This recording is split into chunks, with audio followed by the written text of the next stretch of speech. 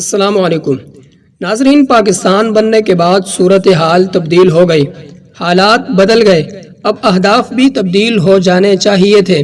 اب نئے سرے سے صف بندی درکار تھی، کیونکہ اب وہ مرحلہ آ چکا تھا کہ اس محفوظ شدہ بیج کو گملے سے زمین میں منتقل کرنے کا وقت تھا اور اسے ایک گلستان کی شکل دینے کا وقت آ چکا تھا۔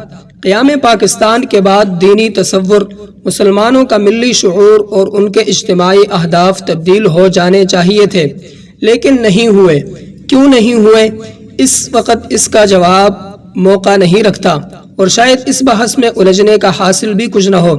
ہاں، اس کے نقصانات ضرور پیش نظر رہنے چاہیے، لیکن اس سے قبل ہم اس کی وضاحت ضروری سمجھتے ہیں کہ مسلمان زعماء کے ذہنوں میں ابتدا ہی سے اس کا تصور موجود تھا کہ نئی مملکت میں ہمیں کن کن امور کو اولیت دینی ہے اور کس کس حوالے سے فوری اقدامات ضروری ہیں۔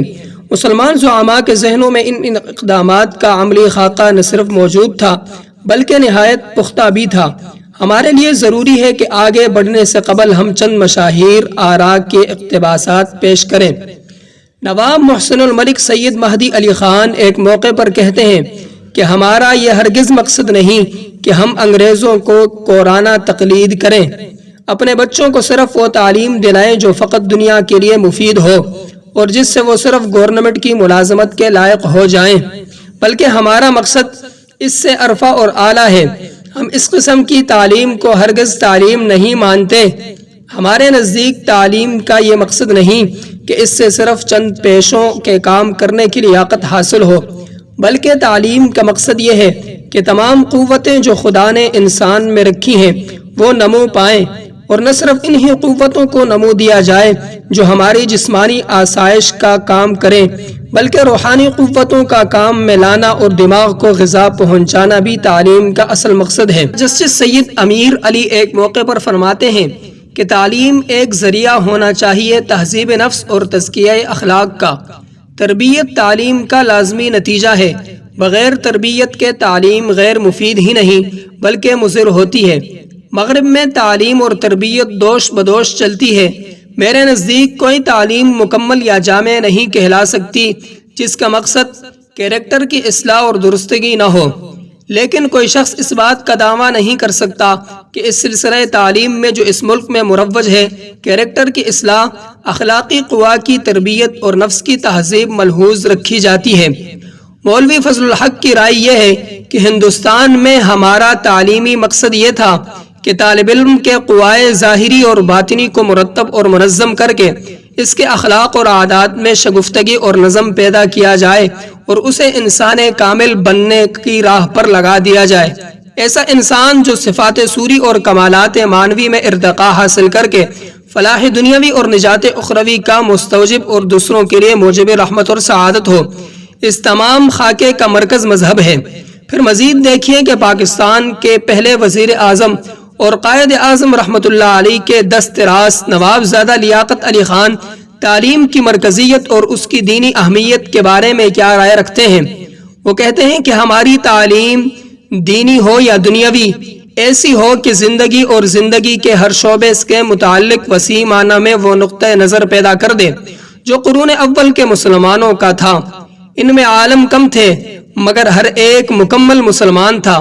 ماہر سیاست، جرنل، تاجر، مزدور، میاں بیوی، ماں باپ اور اولاد، ہر منصب کے فرائض وہ مسلمان کی حیثیت اور اسلامی نقطہ نظر سے سر انجام دیتے تھے۔ زندگی میں یہ جامعیت پیدا کرنے کی ضرورت ہے۔ اس حوالے سے خود قائد اعظم رحمہ اللہ کا تصور نہایت واضح تھا۔ اس باب میں ان کی فکر کسی ابہام کا شکار نظر نہیں آتی۔ قائد اعظم کی تقاریر اور بیانات سے چند اقتباسات پیش کیے بغیر آگے بڑھنا ہمارے لیے ممکن نہیں۔ تعلیم، نظام تعلیم اور اس کی دینی روایت اور ضرورت کے حوالے سے قائد اعظم کے چند اقوال ملاحظہ کیجیے۔ قائد اعظم اس بات کے پوری شدت کے ساتھ قائل تھے کہ مسلمانوں کے نظام حیات اور نظام حکومت کے لیے قرآن کریم سے ہی رہنمائی حاصل کی جا سکتی ہے۔ چنانچہ ایک موقع پر انہوں نے فرمایا کہ مسلمانوں، ہمارا پروگرام قرآن پاک میں موجود ہے۔ ہم مسلمانوں کو لازم ہے کہ قرآن پاک کو غور سے پڑھیں اور قرآنی پروگرام کے ہوتے ہوئے مسلم لیگ کو مسلمانوں کے سامنے دوسرا پروگرام پیش نہیں کرنا چاہیے۔ ایک مرتبہ قرآن کریم کے اتباع کی ضرورت اور اہمیت کو تفصیل سے بیان کرتے ہوئے فرمایا کہ قرآن نے انسان کو خدا کا خلیفہ اور نائب کہا ہے، اور انسان کی اس تعریف کو اگر کوئی امتیازی حیثیت حاصل ہے تو وہ ہم پر قرآن کی اتباع کا فرض عائد کرتی ہے، اور دوسرے انسانوں کے ساتھ اس طرح پیش آنے کا تقاضا کرتی ہے کہ جیسے اللہ تعالیٰ اپنے بندوں کے ساتھ پیش آتے ہیں۔ اسی طرح ایک موقع پر فرمایا کہ اس حقیقت سے جہلاء کے سوا ہر شخص واقف ہے کہ قرآن مسلمانوں کا ضابطۂ حیات ہے، جو مذہب، معاشرت، تجارت، عدالت، فوج، صلح اور فوجداری کے تمام قوانین کو اپنے اندر لیے ہوئے ہے۔ مذہبی رسوم ہوں یا روزمرہ زندگی کے معاملات، روح کی نجات کا سوال ہو یا بدن کی صفائی کا، اجتماعی واجبات کا مسئلہ ہو یا انفرادی حقوق کا، ان تمام معاملات کے لیے اس ضابطے میں قوانین موجود ہے۔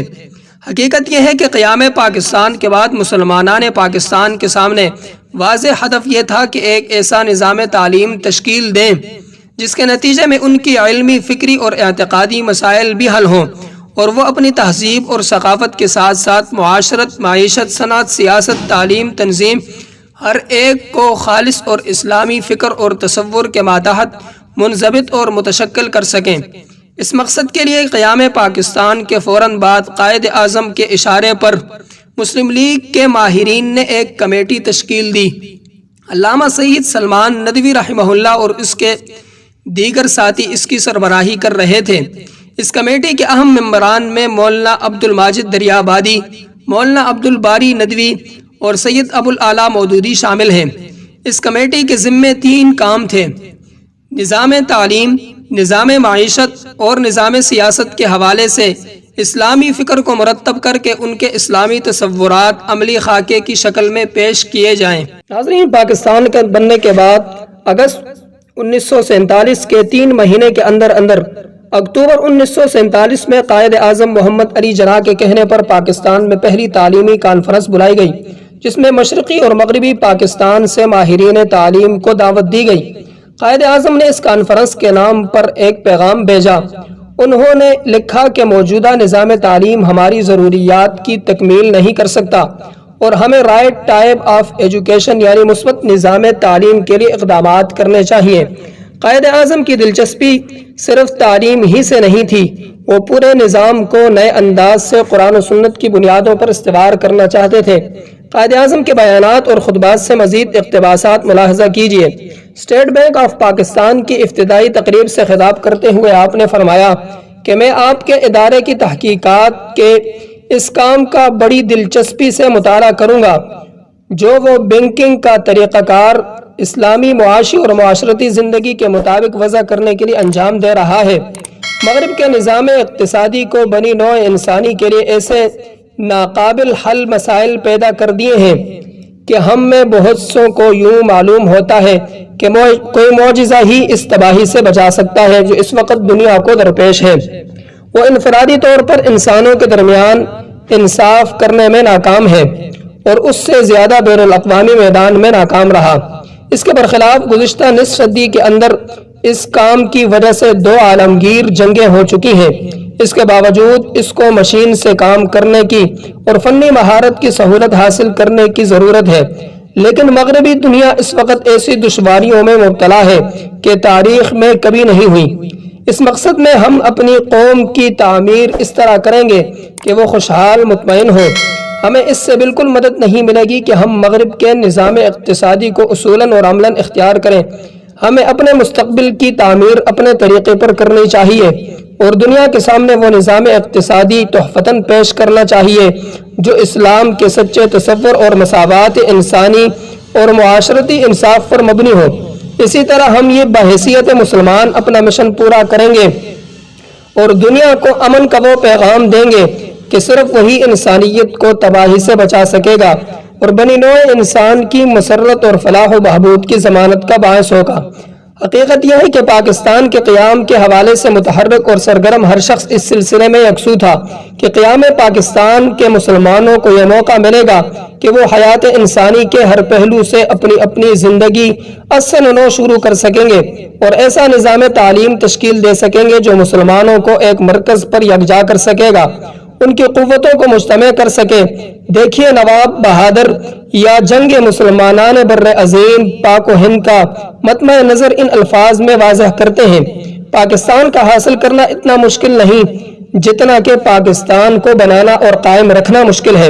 ہم پاکستان صرف اس لیے نہیں چاہتے کہ مسلمانوں کے لیے ایک ایسی جگہ حاصل کریں جہاں شیطان کے اہلکار بن کر اپنے دساتیر کافرانہ عمل پر کریں جن پر آج کی ہماری دنیا کاربند ہے۔ اگر پاکستان کا یہی مقصد ہے تو کم از کم میں ایسے پاکستان کا حامی نہیں ہوں۔ یہ ایک انقلاب ہوگا، یہ ایک نشاط ثانیہ ہوگی، یہ ایک حیات نو ہوگی جس میں خوابیدہ تصورات اسلامی کو ایک مرتبہ پھر آزمایا جائے گا اور حیات اسلامی ایک بار پھر کروٹ لے گی۔ ہمارے پنڈال سے وہ لوگ اٹھ جائیں جو خدا کے انکار پر اپنے معاشی نظام کی بنیاد رکھتے ہیں، قرآن کے واضح اور اٹل احکامات میں تحریف اور اضافہ کر کے مسلمانوں کو گمراہ کرنا چاہتے ہیں، اور جو روٹی کپڑے کے بدلے میں اپنا ضمیر اور انسان کو خریدنا چاہتے ہیں۔ لیکن یہ سب نہ ہو سکا، جس کا سب سے بڑا نقصان یہ ہوا کہ اس سے نوزائید اسلامی ریاست کا زوال ابتدا ہی سے دو حصوں میں تعلیمی حصے میں بٹ گئے، اور دین اور دنیا کی وہ مصنوعی اور غیر اسلامی اور خالصتاً دینی اور سیکولر تقسیم کی بنیاد رکھ دی گئی، جس سے اس مملکت میں بسنے والے انسانوں کو عملی، فکری، تہذیبی اور عملی طور پر دو ٹکڑوں میں تقسیم کر کے رکھ دیا۔ اصل قصہ یہ ہے کہ ہماری دانش میں مدارس کا نظام اور حساب اور ان کے فضلاء کی علمی، ذہنی اور فکری اور عملی صلاحیتی لادینیت کا مقابلہ کرنے کے لیے بنیادی ہتھیاری حیثیت رکھتے ہیں۔